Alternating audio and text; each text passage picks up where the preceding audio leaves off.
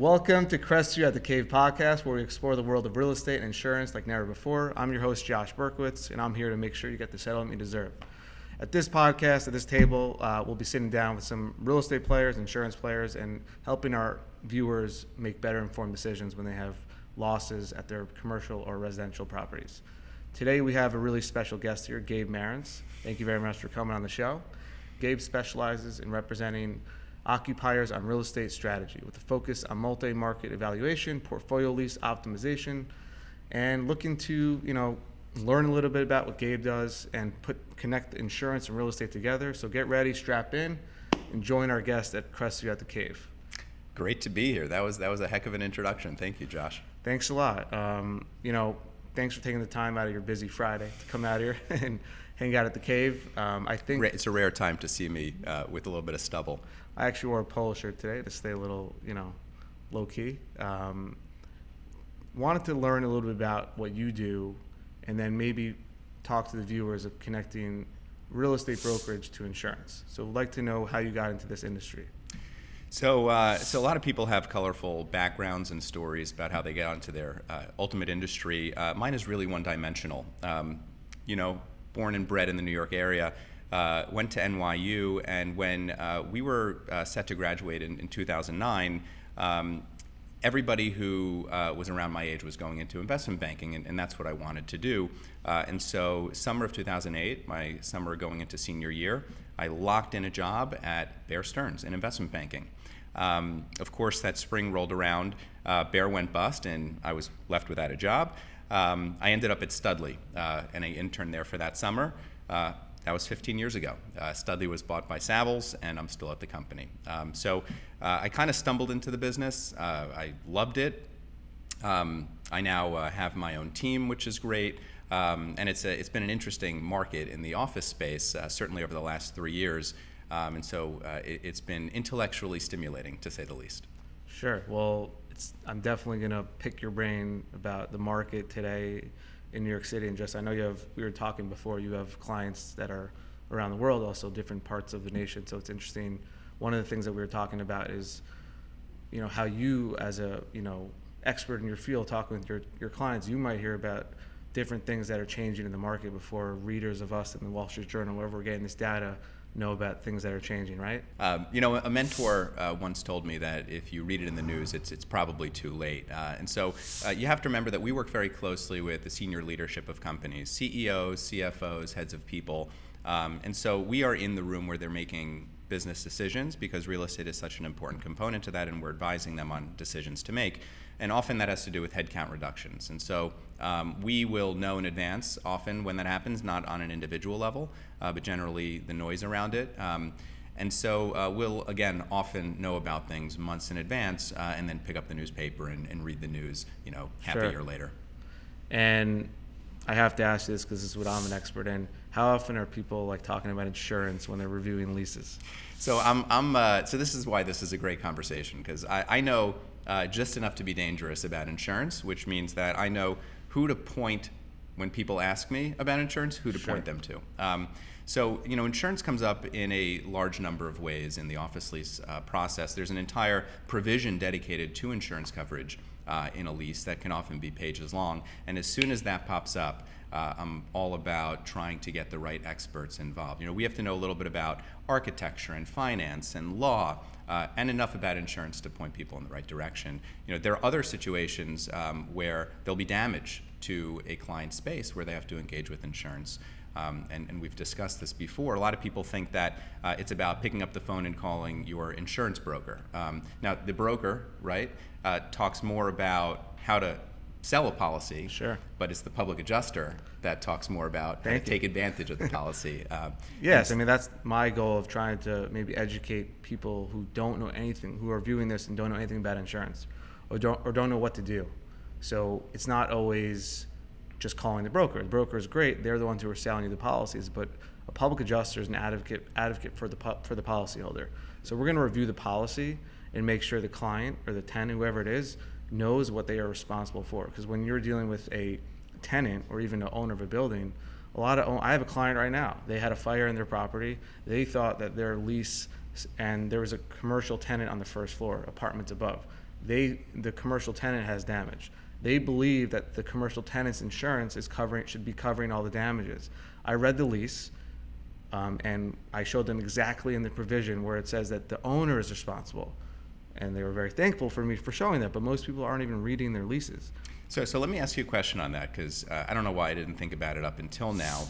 So one of the key parts of the process that we're involved with is, of course, helping to negotiate a lease. We do that in partnership with the attorney. But that insurance provision, when they start to take out their policy, that should be something perhaps that you should be reviewing even before they finalize it? So it's a really good question. A lot of times people will send us their policy. It's something we present to clients that we could review their policy, like complimentary.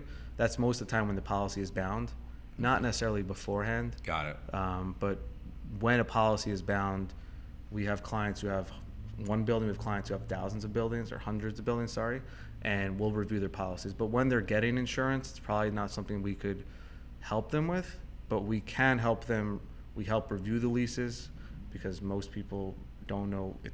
There's a lot of information in the lease. You have to really see who's responsible for what. Mm-hmm. A lot of it comes down to betterment and improvement. So if you're giving if a tenant of yours, I would imagine most of your tenants, they do their own build out, or depends on the situation. I should have covered this earlier on. So what exactly do I do? So I'm a tenant rep office leasing broker for the most part, although I will dabble in industrial and retail and other asset classes. And what that means is I focus purely on the experience of the occupier, on the tenant experience. So the landlord is often the counterparty, and so what you're talking about, whose responsibility is it for different things, I see that all the time. If there's sprinkler damage, Sure. as an example, due to not their fault or someone else's fault, so it pops up So constantly. what your tenants or your clients want to be careful for are just making sure that if they're doing the betterment and improvement to their space, like if they're taking the space raw and then building it out, they want to make sure that they have the full amount of coverage for that in their policy. So that isn't, getting back to your question, we can actually help. Again, this is not our main job, is really representing clients when they have the loss, mm-hmm. but to help them understand and make sure they have the proper coverage. Because time after time we see clients that have a space that, I have another example of a kitchen showroom, a multi-million-dollar kitchen showroom in New York City that had property damage. The owner built out the space for $2 million like 2 summers ago. He called us with the water leak from upstairs, a very common thing that happens in New York City. It originated from the roof, went down to his space. Not going to get into if it's covered or not here, but he has a beautiful space. I looked at it as a policy. He's covered for only like $900,000 in coverage. And he spent $2 million. He has invoices for $2 million. Oh. So in that instance, I told him you're underinsured. At that point, there's nothing much you can do. But if he was in touch with us before he got insurance, or if his insurance broker advised him the proper way, he would have full coverage. So interesting to answer your question from before. So one thing that is interesting to me, and I know we spoke beforehand, I think the viewers would love this because I see people all the time on LinkedIn, social media posting. What are your thoughts on social media and how that's helped your business? So the first thing I'm going to say is it has changed my business entirely from the top down. My primary platform is LinkedIn. I started to experiment with LinkedIn more intensely in around 2015, 2016. The pandemic was a big boon. It really contributed quite a bit of tailwind to the efforts. And it's overhauled everything from recruitment. The majority of the people who work on my team reached out to me. So it simplifies job searching and team building. It's much easier to stay in touch with my clients. Our cycle can be 5-10 years in between leases. Staying in touch with clients is really important. And also building relationships around the country, and that's a two-way street so that I can refer business to people I trust, and of course the other way around. And I think that I'm very fortunate and grateful to have been raised by a family that encouraged failure, that encouraged risk-taking, that encouraged trying to confront your fear and acknowledge it, not necessarily overcome it. And that's really what social media is. It's about putting yourself out there, being willing to learn publicly, to absorb some of the negativity that inevitably will follow. And it's going to be iterative. Your first version is going to be different than your last version. And again, being willing to go through that transformation in a semi-public sphere is a hard thing to do. But those who do and then master it are going to reap the rewards on the other end of that rainbow.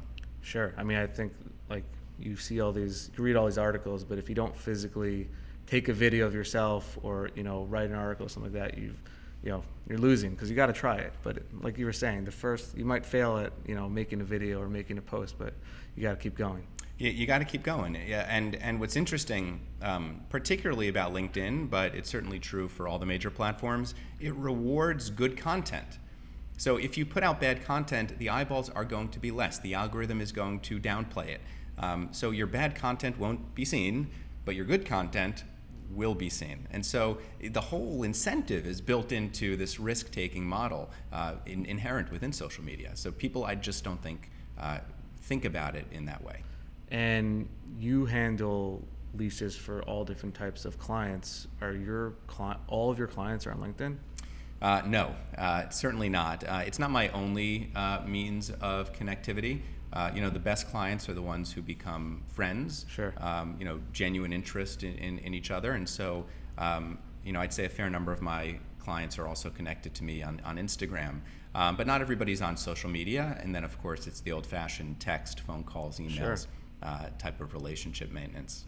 So that leads me to another question. How do you stay in touch with clients? Besides for LinkedIn and, Instagram, how are you staying in touch with clients? How are you getting new clients? Yeah, so I think about the things that I'm good at, and I think everybody on some level is self-aware in that regard, and then trying to isolate your best qualities and then scaling those qualities. And so if you're not good at changing light bulbs, don't change the light bulbs. If you're really good at hanging pictures, focus on that, right? It's Adam Smith's capitalism at its very core. Do what you're good at and outsource the rest. And so in a lot of different ways, I think it's important to identify the things that you enjoy, the things that you're passionate about, because that's going to be ultimately what you'll excel at. Awesome. This is more of an open question. Do you have any questions for me about our business and how we, could help you? Well, I think in the run-up to this conversation, I learned an enormous amount. We've talked before about the public adjuster world, and I think what's amazing about your model and our model is the similarity of the business model, where the work that you do, if nothing comes of it, from what I understand, is there's no cost. Sure. In the same way that we do it, right? In terms of our first conversation often with future clients is a due diligence, an evaluation. And if there's a meaningful way we can add value, restructuring a lease, overseeing a portfolio, then we'll make our recommendation, and then we'll be able to work through with that client. And we have to take a consultative process. And so what I think I learned in this conversation and also our brief prep was just how much expertise matters. Sure. And so the question that I have for you is, just like in brokerage, you have real estate and architecture and engineering and all of those different hybrid disciplines. What are all the things that you need to be cross-disciplined aware of? It's a really good question. My background is in real estate. I come from families in real estate, but I was a real estate broker in New York City selling apartment buildings to investors for about 7 years. So in bringing that into the public adjustment space was really helpful. But we need to be experts in our field of understanding the policy. That's probably our number one, at least the way I train the people that work for us, to understand the policy more than the insurance company understands the policy. So when we are speaking with the insurance company or the adjuster for the insurance company, we're actually showing them the policy where we see coverage, because we want to be one step ahead of them. That's one thing. And also just having a network similar to what you mentioned earlier of, being an expert in, I guess, little different things or knowing just enough. So knowing just enough of every single situation that could come up in a claim. So you walk into a space, there's water damage, you know who to call. You walk into a space, Sure. There's vandalism, you know who to call. Exactly. Fire. So you have your people that you have to tap, but you have to know how and who to tap. Yeah, and also being forgot the exact word, but during an emergency, we're the ones who could handle and maintain the client's stress. Call us when you have a fire, and we handle everything. I like to call us And the that's for quarterback. commercial and residential? commercial and residential. We handle things for office buildings, apartment buildings, industrial buildings, going to someone's condo, which is more residential. We also started doing stuff in cyber insurance over the past year and a half. It's got to be a fascinating space right now. It is a fascinating space, and it's growing a lot.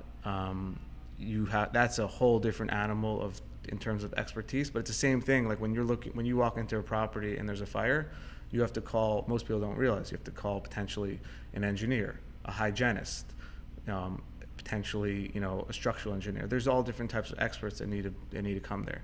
So when you're dealing with cyber insurance, it sounds overwhelming. You deal with it. Yeah, when you're dealing with cyber insurance, it's the same thing. Just whole different group of experts you have to connect with. So I like to call us like the quarterback of the claim, and we kind of hand it off to different experts that work with us, but we manage the whole thing until it's finished. And if you're leaving the hands, I hope I never have to call you. I hope you never do. I mean, I hope no one ever has to call us. But if you're leaving the hands in the insurance company, you're leaving money on the table. That's the way I look at it. And people are you're paying premiums. I'll get behind that. Listen, you're paying for it, right? You may as well have them honor what 100%. The contract says. That's what we're all about. We're not looking to do anything that's not right, but if someone has a policy, they should be entitled to everything that's owed to them. Yeah, makes perfect sense to me. Yeah. So, hot topic of the week or the month, New York City market. I know that we both do work outside of New York, but I'd like to hear your take on the New York City market. There's a lot of stuff what's going on in terms of the office market. What's your take right now? So I think a lot of what we're seeing in New York City specifically is also applicable to other markets. Of course, there are going to be some unique things to New York. There's a lot of press written about this apocalypse coming for the office world, the commercial real estate office world in particular, and there's a lot of truth to it. But the pain's going to be felt unevenly. So you're going to have some premium assets that are securing $200+ square foot rents in New York City.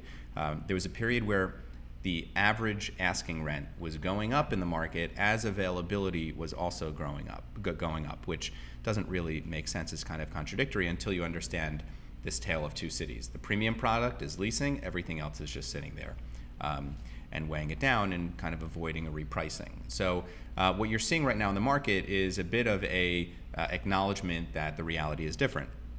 So lenders are starting to take back buildings, you're starting to see some asset sales. And then from the office side, it's not just that demand has decreased because of work from home, there's obviously an impact there, but I think the macroeconomic headwinds are also slowing things down and slowing decision making. So if you're a tenant, it's a really good time to be a tenant. If you're a landlord, it's a really scary time.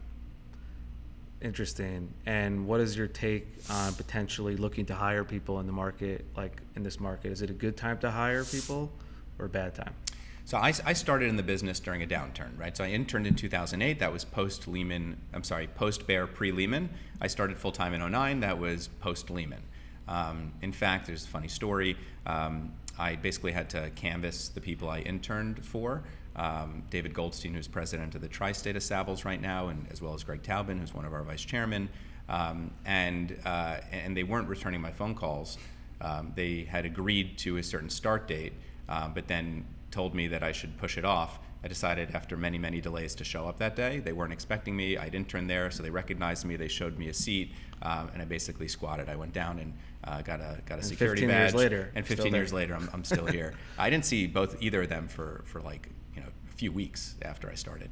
But in terms of what I look for, I think that it's an amazing time to get into the business because it takes a while to get scaled up.